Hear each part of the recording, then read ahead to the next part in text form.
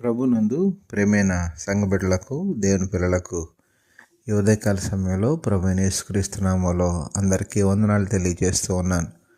గడిచిన రోజు నుంచి ఈ రోజు వరకు దేవుడు మనకు తోడుగా ఉండి ఈ ఉదయకాల సమయంలో మరొకసారి ఆయన నామాన్ని స్తుతించుకోవడానికి ప్రభు ఇచ్చిన మంచి సమయాన్ని బట్టి దేవునికి మహిమ, ఘనత, ప్రభావాలు కలుగును గాక.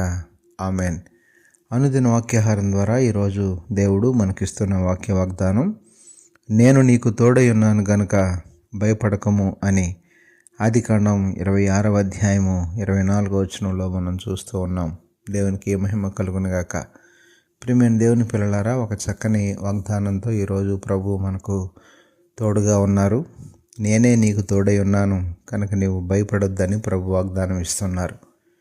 కనుక ఈనాడు మానవుని యొక్క జీవితంలో ప్రతి విధమైన పరిస్థితుల్లో ఏ స్థితిలోనైతే తాను భయపడే రీతిలో ఉన్నాడో, ఏ పరిస్థితుల్లోనైతే కృంగిపోయి మరి నలిగినటువంటి పరిస్థితుల్లో, భయపడేటటువంటి పరిస్థితుల్లో, ఇబ్బందికర పరిస్థితుల్లో ఉన్నాడో, ఆ పరిస్థితులన్నింటినీ కూడా ప్రభువుకు అప్పగించాలని, ప్రభు ద్వారా వాటి నుండి బయటపడాలని, ప్రభు యొక్క సహాయం ద్వారా ప్రతి పరిస్థితుల్లో క్షేమంగా, సంతోషంగా, సమాధానంగా జీవించాలని ప్రభు చక్కని వాగ్దానం ఇస్తున్నారు. భయపడకు, నేను నీకు తోడై ఉన్నానని దేవుడు ఇస్తున్నటువంటి వాగ్దానాన్ని పట్టుకొని ఈనాడు ఏ పరిస్థితులు అయితే నిన్ను భయపెడుతున్నాయో ఆ పరిస్థితుల నుంచి విడిపించబడి దేవుని సహాయాన్ని కోరుకొని సమస్తాన్ని దేవునికి అప్పగించి దేవుని ద్వారా పరిపూర్ణమైనటువంటి శాంతిని, సమాధానాన్ని పొందుకోవడానికి ఈరోజు చక్కని వాక్య వాగ్దానం ద్వారా మీ జీవితాల్లో ఉన్నటువంటి ప్రతి పరిస్థితులను దేవుడు చక్కబెట్టి